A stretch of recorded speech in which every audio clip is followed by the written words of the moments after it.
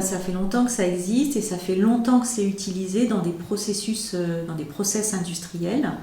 Mais cet hydrogène qui existe aujourd'hui, on l'appelle l'hydrogène gris parce qu'il est issu d'un processus de transformation d'hydrocarbures. Donc c'est un hydrogène qui produit, dont la production produit en même temps du carbone. Ce qui change en ce moment, c'est qu'il y a une nouvelle technologie qu'on appelle l'électrolyse de l'eau, une autre technologie qu'on appelle aussi la pile à combustible, qui sont des technologies qui sont devenues matures et qui permettent de produire de l'hydrogène sans produire du carbone en parallèle. Et la technologie qui est utilisée, qui est la plus mature aujourd'hui, c'est l'électrolyse de l'eau.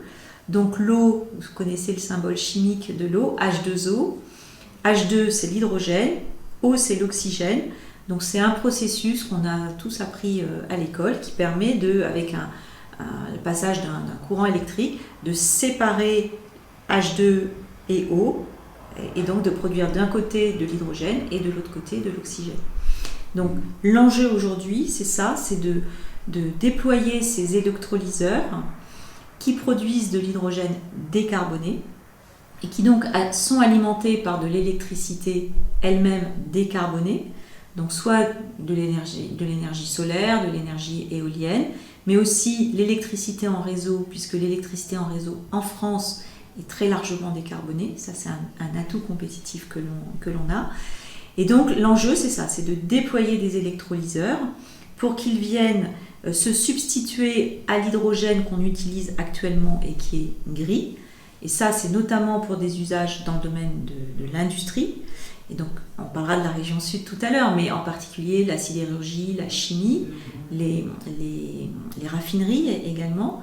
Et puis, il y a un autre usage qui n'existe pas aujourd'hui, qui est l'utilisation de cet hydrogène dans la mobilité.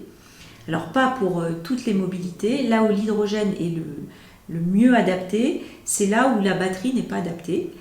Et donc, c'est particulièrement pour le transport lourd, donc les gros camions qui transportent de la logistique. Pour certains trains aussi, ça peut être adapté. Et puis, dans certaines conditions, pour le maritime et peut-être demain pour l'aérien.